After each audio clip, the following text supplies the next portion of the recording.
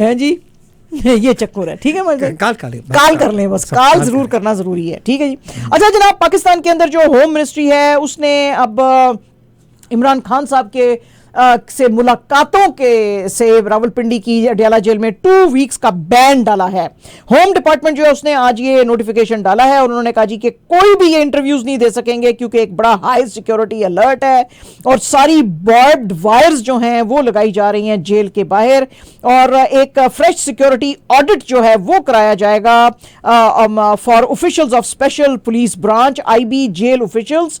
और ये कहा जा रहा है जी कि ये सारे का सारा जेल प्रेमिसेस जो है इसको थॉरोली सर्च किया जाए, एक क्लियरेंस ऑपरेशन जो है वो भी यहां पे कराया जाएगा। अब ये जो सारी फुर्तियां दिखा रही है पंजाब गवर्नमेंट, इसके ऊपर जो है लोगों के आज बड़ी आंखें उठी और उन्होंने कहा जी कि हमें लग रहा है कि वही जो बातें हो रही थी कि इमरान खान साहब को जेल में मार दिया जाएगा तो हो सकता है ऐसे हो। PTI के चेयरमैन गौहर अली खान जो है उन्होंने कहा जी कि मैं बिल्कुल फियर करता हूं कि इमरान खान की जान को खतरा है। आज प्रेस कॉन्फ्रेंस जो जेल के बाहर ये कर रहे थे, उन्होंने कहा जी हमें इमरान खान से मिलने से रोका जा रहा है, अथॉरिटीज ने हमें इन्फॉर्म भी नहीं किया कि क्या वजह है। वो सिर्फ कह रहे हैं जी कि टेररिज्म के रीजन है, तो टेररिज्म का क्या रीजन है हमको बताना चाहिए। मैं फौरन चाहता हूं कि उनके साथ मुलाकात करूं क्योंकि मुझे उनकी हेल्थ जो है उसके ऊपर जो है खतरा है कि कहीं वो जो है उनको जो है कोई कोशिश तो नहीं की जा रही उनको कुछ मारने वगैरह की।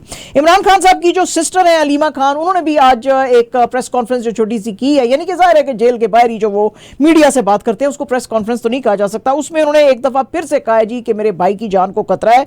इन्होंने पहले भी बहुत सारे जो इंटरव्यूज हैं उनमें उन्होंने ये बात कही है और उन्होंने कहा जी कि उसको मुस्तकिल तौर पे इमरान खान को, मेरे भाई को जो है वो प्रेशराइज किया जा रहा है कि तुम एक डील ले लो, तुम एक डील ले लो, तुम्हें छोड़ देंगे, तुम्हें निकाल देंगे इधर से। तो वो कहते हैं जी कि इमरान खान जो है वो कहता है कि मैं नहीं डील लूंगा, मैं क्यों डील लूं, आप ये जो लोगों का आपने स्टोलन मैंडेट है इसको आप वापस करो, आप मुझे डील छोड़ने का छोड़ो, आप उनको जो है ये उनका जो आपने स्टील किया मैंडेट वो आप उसको दो। डील का क्या मतलब है, क्या चाहते हैं आप, मैं डील के क्या करूं, यानी कि डील का ये मतलब होगा कि मुझे आप खामोश कराना चाहते हैं, मैं खामोश नहीं होऊंगा। वही उसकी बहन अलीमा खान ने कहा, उन्होंने कहा जी कि वो उसको खामोश कराने की कोशिश कर रहे हैं और उसको बड़े सुनहरे ख्वाब दिखा रहे हैं कि तुम्हें निकाल देंगे और तुम्हारी जिंदगी आसान हो जाएगी। वो कहते हैं जी वो ये करने को तैयार बिल्कुल नहीं है, लेकिन उसने कहा जी कि आप लोगों का मैंडेट उनको वापस दें क्योंकि मुल्क जो है उसके इकोनॉमिक कंडीशन बहुत ज्यादा खराब है और दिन ब दिन और खराब होएगी अगर वो लोग आके बैठेंगे गवर्नमेंट में जो कि लोगों को पसंद नहीं है।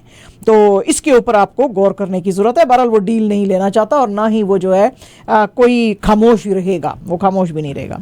ते पाया नहीं तो फिर प्रॉब्लम है ना, दिस इज अ प्रॉब्लम फिर है पाया। हूं पूरी कोशिश उन्होंने कर ली है, इसको डराएं धमकाएं तंग करें, यानी कि 6.5 फुट का बंदा नहीं, 6.5 फुट नहीं 6 फुट का बंदा, उसको जो है 5 फुट वाले बंदे के सेल में डाला हुआ है, यानी इतना उसको तंग कर रहे हैं फिर भी वो जो है वो झुक नहीं रहा। अब इनको तकलीफ है। तो अब वाकई आज बहुत सारे लोगों ने इस बात पे, आज ट्विटर भी अगर आप देखें ट्विटर के ऊपर ट्रेंड ही ये बना हुआ है कि इमरान खान को क्या ये लोग मार देंगे, क्या खान को मार देंगे, and that is going to be actually a very big blunder. अगर इन्होंने ऐसे किया तो बहुत ही बड़ा ब्लंडर करेंगे। केपी की गवर्नमेंट जो है जी उसने पहला पंगा जो है फेडरल गवर्नमेंट के साथ डाल दिया है।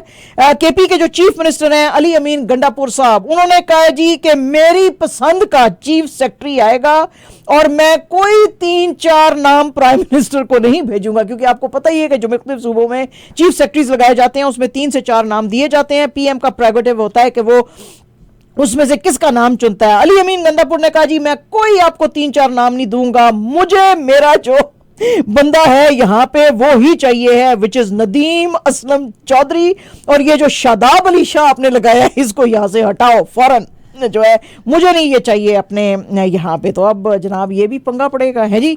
और आपको पता ही है, लेकिन ये जो है शादाब साहब इनको केयर टेकर गवर्नमेंट के बीच में लगाया गया था और जो है वो कहते हैं जी कि इनको जो है मुझे नहीं सॉरी उल्टा मैंने नाम ले लिया। वो कहते हैं जी कि ये नदीम असलम को इंटरिम गवर्नमेंट में लगाया था, इसको हटा के मुझे शादाब चाहिए, तो मेरा जो बंदा शादाब है मुझे यहाँ पे लगा के दो। तो अब प्राइम मिनिस्टर इसको मानेंगे या नहीं मानेंगे?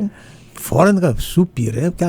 हाँ बिल्कुल। वो कहते हैं मैं कोई 3-4 नाम नहीं भेज रहा, बस ये मैंने एक नाम भेजा, इसको अप्रूव करके भेजो। चाहिए जितने के भी नाम दे दें भी कर दे, उन्होंने अपना बंदा भेजना है। हाँ बिल्कुल ठीक है। अच्छा जनाब, मोहम्मद औरंगजेब जो CEO थे बड़े अरसे से हबीब बैंक लिमिटेड के, पाकिस्तान का जो लार्जेस्ट बैंक है, उनको अब बनाया गया है federal finance minister for a change, thank God बनाया गया है। उन्होंने अपना रेजिग्नेशन जो था दिया है, कल दिया था मार्च 11 को, और औरंगजेब साहब ने बड़ी खुशी का इजहार किया। उन्होंने कहा कि I am starting a new chapter, और मैं जो मेरे पास वैल्यूएबल लेसन्स मैंने जो हासिल किए हैं HBL में और बाहर काम करके, वो सारे का सारा मैं पाकिस्तान में लगाने की कोशिश करूंगा और यहाँ पे इकोनॉमिक ग्रोथ और डेवलपमेंट लाऊंगा। मोहम्मद नासिर सलीम जो हबीब बैंक लिमिटेड के COO हैं, वो अब नए CEO होंगे HBL के, after state bank of Pakistan जो है उनका अप्रूवल अगर दे देता है। इनका जो है औरंगजेब साहब का 36 ईयर्स का इंटरनेशनल और डोमेस्टिक बैंकिंग का एक्सपीरियंस है। इन्होंने काम किया है USA में, अबू धाबी में, और बड़े बड़े अदारों के साथ जैसे कि American express bank, city group, Abu Dhabi Islamic bank, और HBL में ये आए थे 2017 में, और इनकी जो पॉलिसीज थी उनको बहुत सराहा गया था। तो अब ये पाकिस्तान के नए फाइनेंस मिनिस्टर होंगे। कम ते पयान बड़ा सख्त है। नहीं, डार साहब ने फॉरेन मिनिस्ट्री देती है, वो नहीं कह रहे, वो कह रहे मैं नहीं खेल रहा अब इस दफा। हाँ, उनको बहुत ज्यादा, जब आई थी ये इंटरम गवर्नमेंट आई थी, उसमें बहुत उनको सुनाई गई थी। और जनाब आज एक जो अपॉइंटमेंट की गई उसके ऊपर आंखें तो बहुत उठाई गई, लेकिन उस बंदे का प्रोफाइल जो है बड़ा जबरदस्त है। PMLN लेड जो गवर्नमेंट है वहां पे उन्होंने कहा जी कि सिंध के अंदर जो सिंध के चीफ मिनिस्टर है मुराद अली शाह, उनके brother in law Syed Asif Haider Shah जो है उनको बनाया जाएगा सिंध का चीफ सेक्रेटरी। अब जब ये बात आई तो दुनिया बड़ी भड़क गई पाकिस्तान में, वैसे ही आजकल भड़के हुए हैं जिस तरह के वहां पे फैसले किए जा रहे हैं। उन्होंने कहा जी कि जो है वो एक आदमी चीफ मिनिस्टर है, उसका brother in law of chief secretary भी लग के आ जाएगा। तो मतलब है ये क्या है, अन्ना वंडे रेवड़ियां मुड़ मुड़ अपने अनु दे, ये क्या चल रहा है। लेकिन हुआ ये कि ये प्रॉपर सिविल सर्विस के बंदे हैं और ग्रेड 22 के अफसर हैं, और जो पाकिस्तान एडमिनिस्ट्रेटिव सर्विसेज थी उनके अंदर ये पास होके आए थे। खैर वो बहुत हाई नंबर नहीं उसका होता, लेकिन बहरहाल एनीवेज। तो करंटली जो है ये secretary climate change and environment coordination division में है। इन्होंने जो है पाकिस्तान सिविल सर्विस को ज्वाइन किया था 1993 में, और बड़ी इंपॉर्टेंट पोजीशंस पे रहे थे, जिसमें कि एक था कमिश्नर हैदराबाद एंड कराची, जिसमें लोगों ने इनकी काफी तारीफ की थी कि उन्होंने बड़ा अच्छा काम किया है।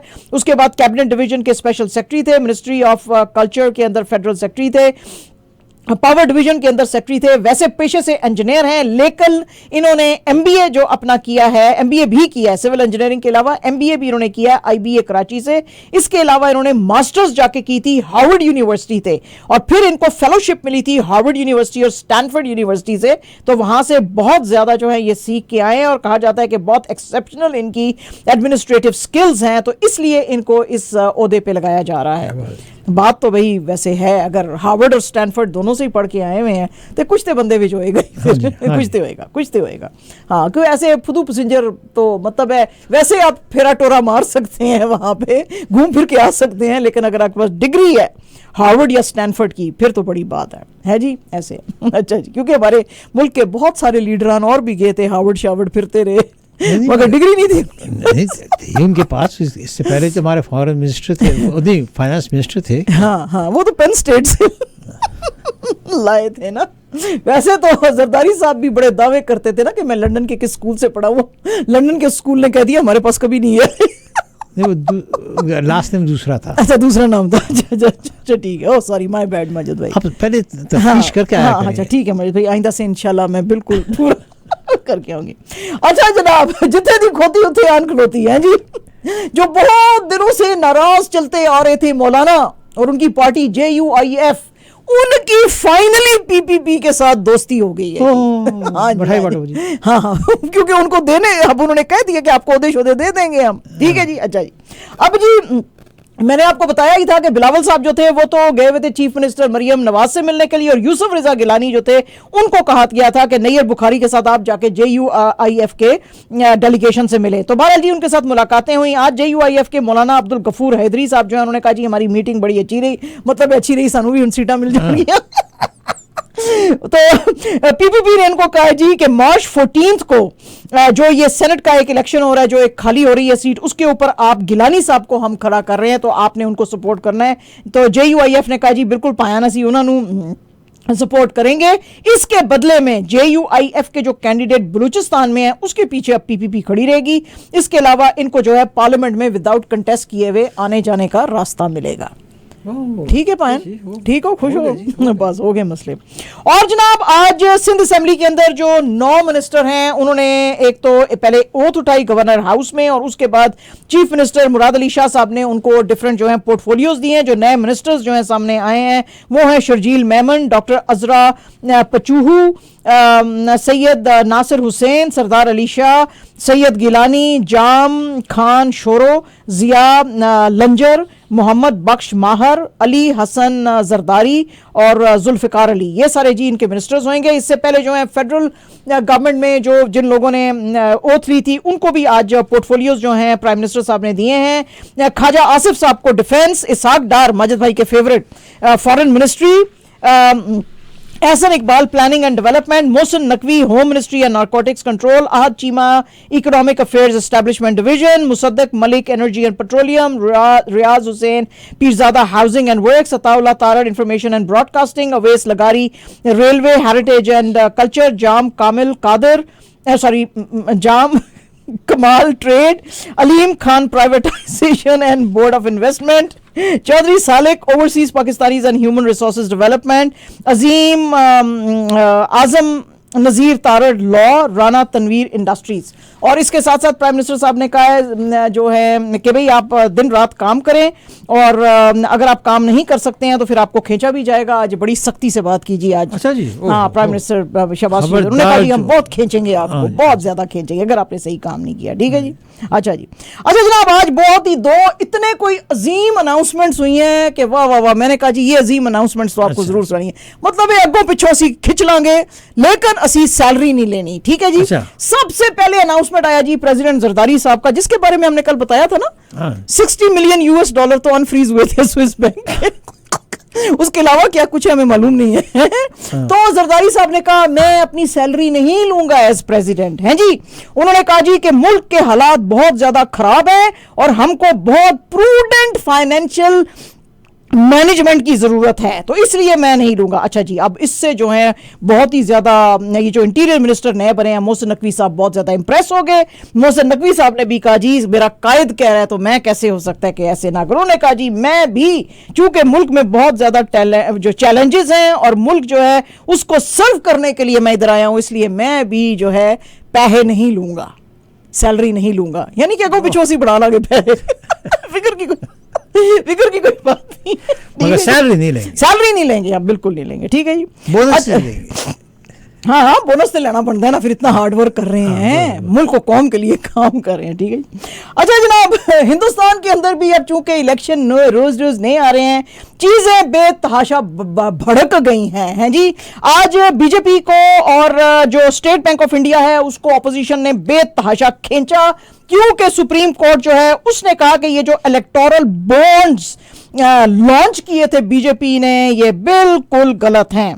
कांग्रेस के जो एमपी हैं मनीष तिवारी, उन्होंने कहा जी कि बैंक जो है वो सारे सबूत दे कि किसको दिए, किसकी इन्वॉल्वमेंट है, कहां गए, यानी कि किसने दिलाए हैं ये झुमके, किसको दिए हैं ये झुमके और किसने पहनाए हैं ये झुमके है जी।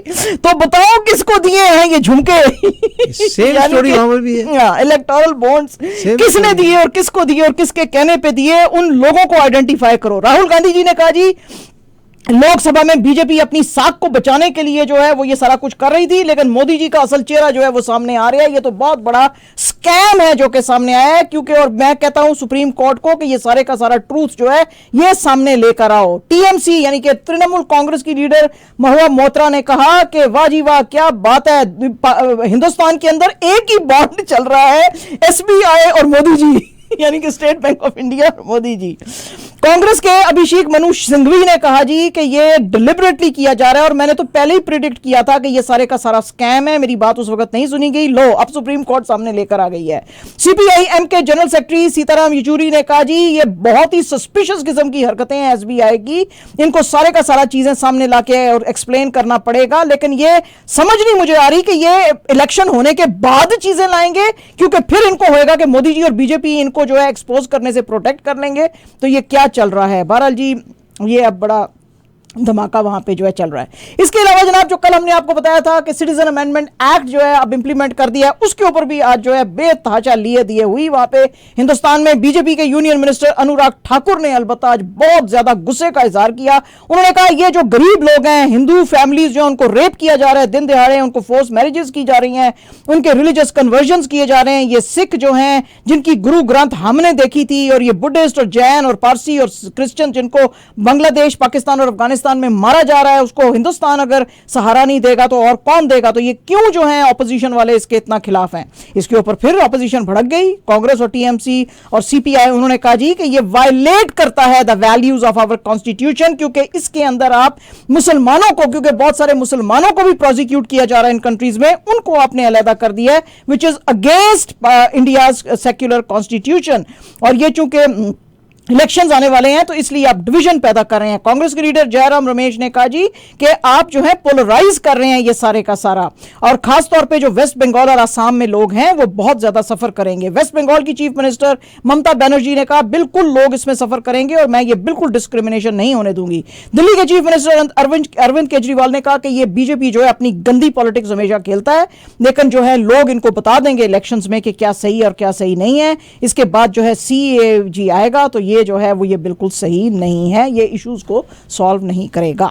ऐसे है जनाब, तो वहां पे भी जनता भड़की हुई है। सलमान खान साहब जी हैं, उन्होंने कहा जी आज अपने जो है इंस्टाग्राम पे एक तस्वीर जो है लगाई है साजिद नाडेडवाला और प्रोड्यूसर और डायरेक्टर AR मुरुगादोसा के साथ, और वो कह रहे हैं मैं बड़ी एक जबरदस्त एक्साइटिंग मूवी ला रहा हूं, और ये एक्साइटिंग मूवी जो है उसके लिए मुझे आपका लव और ब्लेसिंग चाहिए। ये रिलीज होगा ईद 2025 में। दिलजीत दोसांझ ने भी अपने इंस्टा और एक्स के ऊपर जो है वो एक मोनेस्ट्री जो है बुद्धिस्ट मोनेस्ट्री वो कर रहे थे मंक्स के साथ विजिट, उसके ऊपर वहां पे डांस वांस किए, जो स्नो कैप्ड हिमाचल प्रदेश की जो माउंटेन्स हैं उसके ऊपर गाने वाने गाए, और ये जो नई फिल्म आने वाली है क्रू, उसका जो गाना है नैना, उसका नैना दा कहना, उसके ऊपर बड़े मजे किए और दोस्तों के साथ फन किया। तो दुनिया जो है वो बड़ी पागल हुई। आपको पता ही है दिलजीत दोसांझ को लोग बड़ा पसंद करते हैं, बड़ा क्यूट बेबी फेस है उनका, तो बड़ी अच्छी फिल्मों में काम भी उन्होंने किया। और जनाब ट्विंकल खन्ना ने अपने ही मियाँ अक्षय कुमार का मजाक बनाया। अनंत अंबानी और राधिका मर्चेंट की शादी पे जिस तरह का ये डांस कर रहे थे, कहते हैं जी एक तरफ थी 3 खान्स की परफॉर्मेंस, ये असल में उन्होंने एक आर्टिकल लिखा है टाइम्स ऑफ इंडिया में, उसमें उन्होंने ये लिखा है कि एक तरफ थी जबरदस्त धांसू किस्म की 3 खान्स की डांस, और एक तरफ मेरा मियाँ था, ऐसा डांस कर रहा था लग रहा था कि ये ऑयल डिगिंग कर रहा है, और इसने जो है ऑयल डिगिंग ये इधर जमुनानगर की जमीन से ही करना है। जमुनानगर है जहां पे इनकी शादी हो रही थी, प्री वेडिंग यानी कि जो वो चल रही थी। और जनाब बाबर आजम ने आज एक इंटरव्यू दिया है। बाबर आजम ने कहा जी कि मैं जो ओपनिंग करता था लेकिन मैं ओपनर नहीं रहा, क्योंकि मुझे लगा कि जी मुझे जो है 1 डाउन जो जाना चाहिए मुझे पसंद नहीं था, लेकिन चूंकि मुझे कहा गया तो मैं इसलिए 1 डाउन खेला। आपको पता ही है कि पेशावर ज़ल्मी के स्किपर हैं और पेशावर ज़ल्मी PSL 9 में बड़ा ज़बरदस्त खेल रही है, और इन्होंने जो ओपनिंग करते हैं साम अयूब के साथ लोग उसको बड़ा पसंद करते हैं, तो वो कहते हैं लेकिन नहीं, मुझे PCB का डिसीजन आया था कि मुझे 1 डाउन जाना चाहिए, यानी कि 3rd पोजीशन पे खेलना चाहिए, तो मैं खेलता हूँ, तो मैं उसके लिए सॉरी हूँ। लेकिन मुझे लगता है कि साइम अयूब बड़ा टैलेंटेड है और हम सब अपने मुल्क के लिए खेलते हैं। पाकिस्तान के शहनशाह अफरीदी साहब जो हैं 23 ईयर्स ओल्ड हैं, T20 के कैप्टन हैं, लेकिन हो सकता है कि वर्ल्ड कप से पहले जून में इनसे ये कैप्टनसी ले ली जाए और इनको रिप्लेस किया जाए एक दफ़ा से फिर से बाबर आजम या कि मोहम्मद रिजवान से, क्योंकि मोहम्मद रिजवान की जो टीम है मुल्तान सुल्तान और बाबर आजम की पेशावर ज़ल्मी दोनों ही बहुत अच्छा कर रही हैं। आज के जो मैच हुए PSL 2024 में मुल्तान सुल्तान ने डिफीट किया क्वेटा ग्लेडिएटर्स को 79 रन से, और इन्होंने बनाए थे 184 फॉर 4। क्वेटा जो है उसको 15 ओवर में आउट कर दिया 106 रन पे। और जनाब कैनेडियन विनिपिग की रहने वाली ब्रायन हैरिस जो है 31, वो अब पार्टिसिपेट नहीं कर सकेंगी Scottish tournament of hearts in Calgary के अंदर, क्योंकि इन्होंने ले लिया था लिगाड्रोल जो कि वर्ल्ड एंटी डोपिंग एजेंसी की लिस्ट ऑफ प्रोहिबिटेड सब्सटेंसेस में है। एज अ रिजल्ट ये she would not be able to play in the national women's championship. And absolutely our last news which is a big news for Pakistan. Pakistan के जो अमान खान हैं Chicago public school में पढ़ते हैं, he is part of the Asian baseball championship.